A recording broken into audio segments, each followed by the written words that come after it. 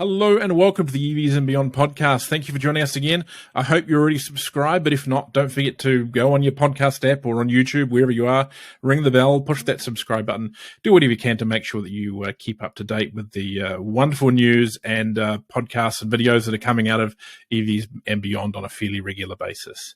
Our podcast today is a great one. Considering how successful we're seeing EVs at the moment, it's definitely an exciting time for Bruce Fowler, who is launching an electric vehicle brand, entirely electric vehicle, into New Zealand. That is Polestar.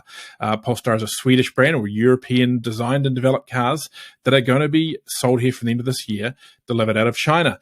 It's a really exciting discussion. They have some really cool ways they're going to look at selling the car into New Zealand. And today, of course, they announced the pricing, which at $69,990 before the EV subsidy is incredibly sharp considering what you get. They really are set to put a can amongst the pigeons. But first, I'd like to talk about our fabulous sponsor, ChargeNet. Now, if you're an EV driver, you've probably come across ChargeNet during your EV journey. Over the past 5 years, they've focused their efforts on building a fast charging network up and down the country. What you might not know is that ChargeNet also offers charging solutions for every type of business. ChargeNet provides a range of hardware, software, and support services to ensure that you can build and maintain your customized EV charging program. Their team of experts will connect you with the right solution for your business. If you want to talk more or find out more about EV charging solutions, visit charge.net.nz/commercial. They've got some great information and a great tool there to help you find out what it is you need. So thanks for joining us, Bruce. Now, you're the brand manager for Polestar New Zealand. It must be a pretty interesting day for you with pricing going out. I know there's a lot of talk about the price of the Polestar entry into New Zealand. Has it been priced to kind of just poke a little bit at a certain American machine that's been very popular lately? Well, probably more in line with making sure that we've got more than a single offering inside the government clean car discount. But there's been a lot of work that's gone on over the last 6-12 months on making sure that we achieve, some price points that are, attractive and take advantage of what's available in the market, whilst being, what we believe is incredibly competitive, not just in the EV space, but against some of the other premium vehicles. Mm-hmm. Can you explain your start-off range? You've got 3 variants of the Polestar 2.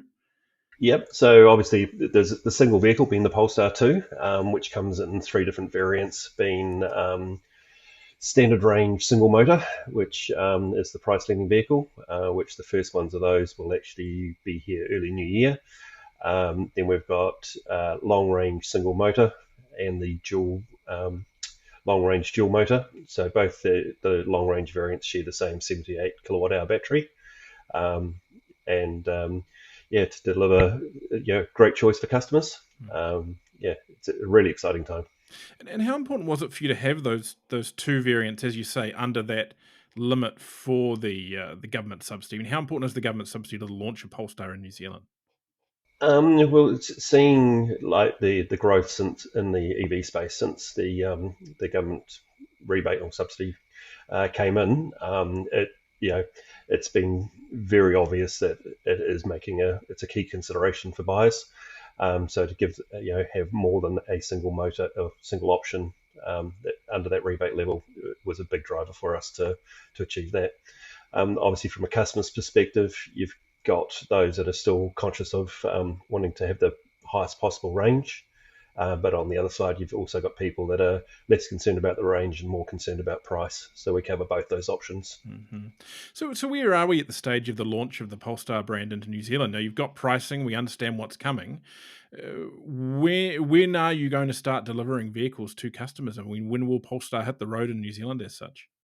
So we're unfortunately, due to lockdowns and COVID around the globe, the first vehicles are actually our pre-launch vehicles are supposed to be here now, but they're shipping this week from China. So early November, we'll be starting off to be able to show the cars to customers. And we actually have the first customer deliveries scheduled, or stock arrivals scheduled for early December. So we will have cars on the road here in New Zealand this side of Christmas. If we're talking about the Polestar brand, what is the Polestar brand? I mean, you mentioned there that the cars are coming from China, but it's Yep. very much seated in Sweden. There's a big tie with Volvo there. It was essentially spun out of Volvo. Yep. What is the Polestar brand? So Polestar was broken away from Volvo.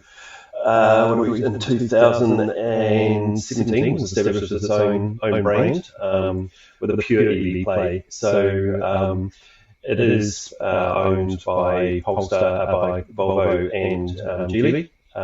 It's its own company, but it's often referred to as the 90-year-old startup because whilst it's its own brand and it's got its own products, obviously they do share the R&D and production facilities across with Volvo.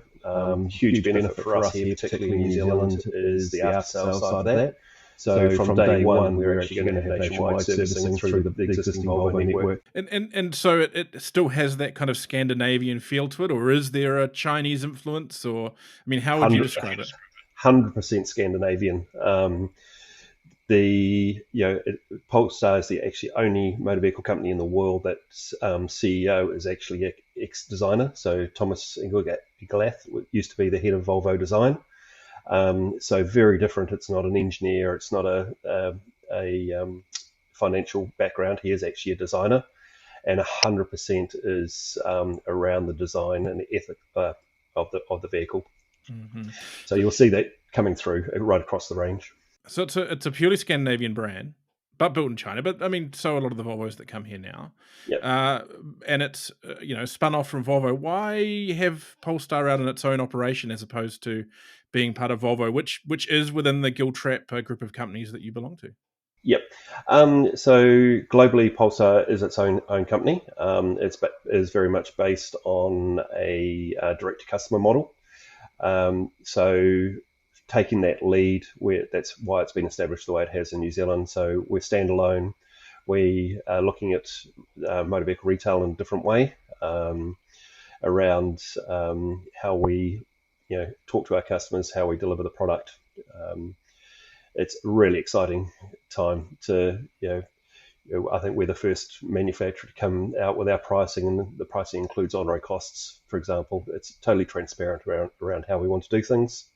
And it's all around the level of service and providing information to the customers so they make informed decisions, particularly around in the EV space. So how will that retail work? Are there going to be Polestar stores? Are people just going to order on a website and take delivery through a Volvo dealership? How is it working? So Polestar refers to their showrooms globally as spaces. So we will be opening a Polestar space in the new year in Newmarket. Unfortunately, due to current situation, we are behind schedule on the build. But no, there will be a retail presence as such so customers can come in and have a walk around the car, go for test drive as per normal. Just Newmarket? Will it expand further around the country as we go? Over time, there is plans to expand nationwide. We are currently looking at being able to facilitate test drives in some of the regional locations as well. Can people, if they want, order a Polestar simply by jumping on the website and putting down $200 as other EV distributors have done? That is the intention. Can't do it today. We're going flat out to get that in place. It'll be a $1,000 deposit to order, but that is the intention, is that customers can do it all online. Mm-hmm. And I'm guessing that space is going to have a very interesting design aesthetic. As you said, it's a company led by a designer. Yeah. If you jump onto the global media site or do any searching, it's very Swedish and very much like an art gallery as opposed to a traditional showroom. Tell us about the Polestar 2. What do you think are the kind of the key sales features of it? Why should people be looking at that car versus other electric vehicle options? There's lots of interesting things. So, one of the big things is it is the first car in the market, or was the first car in the market to run Android Automotive. So the whole infotainment system in the car runs on an Android platform. It's not like your Android Auto that you have by plugging your phone in. It is the whole infotainment system. So you've got Google Assistant running throughout the car. So you can actually sit in the car and ask it to turn on the air conditioning or change the temperatures. You can ask it a joke. You can ask it your next appointment, all by voice in the car. But also, obviously, being Google, it's Google Maps fully integrated into the car, um, which makes navigation incredibly simple. And even down to if you're on a trip and you're starting to get low on battery, you can actually just ask Google, um, where's the next charger, and it will route you immediately to the next charger. So on top of that, obviously the build quality, the materials used, are what we've expected from within the Volvo vehicles that we've seen. So that the build quality is something that is incredibly good. If you look at some of the international reviews, everyone just raves about the quality of the vehicle. Mm-hmm. Then you've obviously got all the safety systems and stuff, which that's from the Volvo R&D that's carried through into the Polestar brand and will continue to do so. Mm-hmm. You've got the two single motor models that are on that price band to get the subsidy. Above that, thinking about 93,000, you have got a dual motor version. Is that kind of the sizzle of the model at the moment? I mean, is that the performance one? Is it going to be going and sprinting off down the road at? Yeah, so you've got like you're looking at a vehicle with a dual motor. So still, it's rated at on WLTP at 480 k's of range. Your 300 kilowatts, so 400 horsepower, 0 to 104.7 seconds. If anyone needs any more than that, I'd question it. And then for those that are even more performance orientated, you have an option of adding on the performance pack, which gives you Brembo brakes and Öhlins dampers and some other cool little features. Mm-hmm. Is that the one that comes with the yellow seatbelts? That's the one with the yellow seatbelts. Now, the question is, I guess, where you go from there. I mean, people love SUVs. Well, I think the Polestar 2 almost has a bit of a hint of SUV to it, doesn't it? It's got a slightly higher ride, I think. It's slightly higher ride height, yep. Yeah. It is a bigger car than the Model 3, I think, as well, for those who are trying to get their head around it. But what's coming? I mean, is there an SUV coming in the Polestar range? I mean, what else is in the production pipeline? Yep. So it's pretty much out in the public domain now of where the model range is going. So there is actually a new Polestar model each year for the next 3 years. So next is a SUV, a performance luxury SUV. Then there's a further SUV, and then a luxury performance sedan or car, which Polestar's actually started to document the preset concept from taking that from a concept vehicle through to a production vehicle, which is incredibly enlightening from a manufacturer, like showing it's not just a concept car. This is something we're putting into production, and they're prepared to show that from the world from literally day one. And are all these things earmarked for right-hand drive production too? Yep. So we'll get everything in the long run. We'll get everything in the long run. Yeah. Speaking of getting everything, what is supply like? Because we know generally so far from European manufacturers and electric vehicles, supply has been limited at best. I know many of the brands, if they could get more of what they've got, they could sell them. I mean, what kind of position are you guys in? And does sourcing out of China help that situation? Yeah, so we've been incredibly lucky. We've got a lot of support from Polestar from a global level for launching into our local market. I'm confident that we've got enough vehicles coming through for the first couple of months, at least, to satisfy demand. But everything's ramping back up in production, and we should be able to keep up with demand. It's looking pretty good at this stage. When you say it with initial demand, I mean, have you got no thought so far on what the order bank is going to look like? I mean, have many people actually put their money down on one so far? We've like today's been phenomenal actually from interest after the pricing announcement. I'm not going to divulge too much, but let's just say it's probably higher than what we anticipated in that sense. Yeah, I mean, and look, if we look at September, and I know we don't like talking about other brands necessarily, but the Tesla Model 3 is the top selling passenger car in New Zealand for the months of September, which is amazing from where electric vehicles have come from. I mean, do you think we're going to see more of that as cars like the Polestar come through, and another thing is these electric vehicles up high in the passenger car ranks? I think we'll continue to see the growth of the electric vehicle. Things aren't true at the moment with the global demand on vehicles and shortages of semiconductors and everything. Obviously, Tesla's in a position where they've been able to manage those shortages better than others. I do think it's, we're seeing the groundswell now. COVID again's played a huge part in the overall market for automobiles. So those numbers, I saw them this morning, and it was wow. That's phenomenal. It really is. If we can replicate part of that success, we're going to be extremely happy. We think we've got an unbelievable product to give customers a choice. So, because the reality is, up till today, they haven't had a choice. Mm-hmm. Are there any on the ground in New Zealand? Have you actually tried a Polestar? I wish. We're again shipping delays and stuff like that. Our first cars, we've got a limited number of pre-launch vehicles that they've actually been waiting on the wharf to get onto a boat. Everything going to plan. They are being loaded as we speak. So we'll have first vehicles in the country for people to see early November. Have you made any arrangements for charging infrastructure in New Zealand? I mean, it's a big topic. Electric cars need to be charged. Have you got any arrangements for supplying charging facilities into the customers' homes? Will there be options there?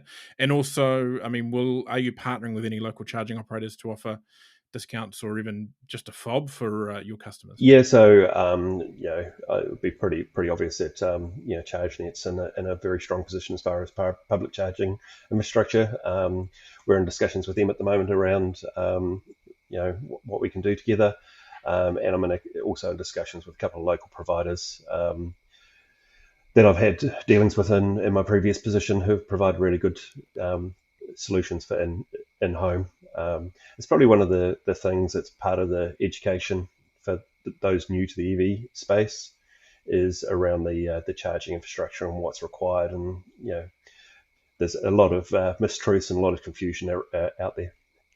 Mm-hmm. Now, I guess lastly, and probably almost more on a personal kind of level, do you feel like you've landed in exactly the right place at exactly the right time, launching an electric vehicle brand in New Zealand right now? It seems a pretty decent timing on your part. It's probably even bigger than that for me personally. So I've just spent only been back in the motor industry for about 3.5 or coming up 4 years. But I spent 25 years in the mobile communication space. So the fact, you've got the EV market taking off, you've got a car running Android Automotive, the timing's perfect. It's an unbelievable product. I'm just so excited. I'm so fortunate to have been able to be offered this position and given the opportunity to launch Polestar into New Zealand for the Guild Trip Group. I mean, I guess on that, do you feel it's a car company or a tech company? Because it is at the moment going through a big float on the NASDAQ and all that kind of stuff. Yeah. All the keystone things of a tech company, I guess. Yeah, it's. I don't think like when you look at Polestar's catchphrase is pure progressive performance. So I don't think they're ever going to lose the fact of what they want to deliver to customers are, the best EVs in the world.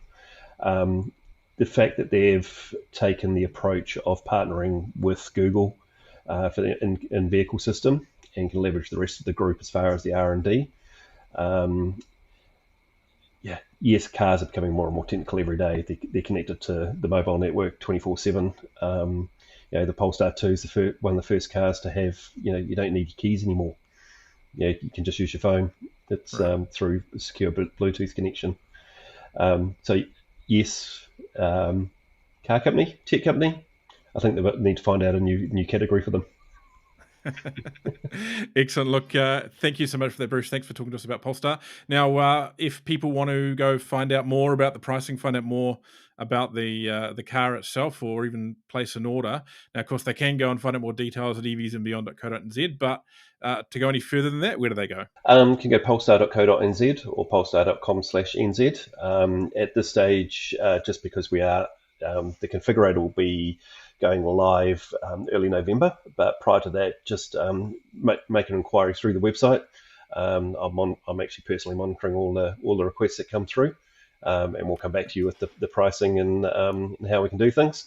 Fortunately, I do have another staff member starting in the beginning of November, so Sounds very hands-on. Excellent. yeah, Look, thank you so much for joining us, Bruce Fowler, the brand manager of Polestar in New Zealand. excellent. Thanks, Richard.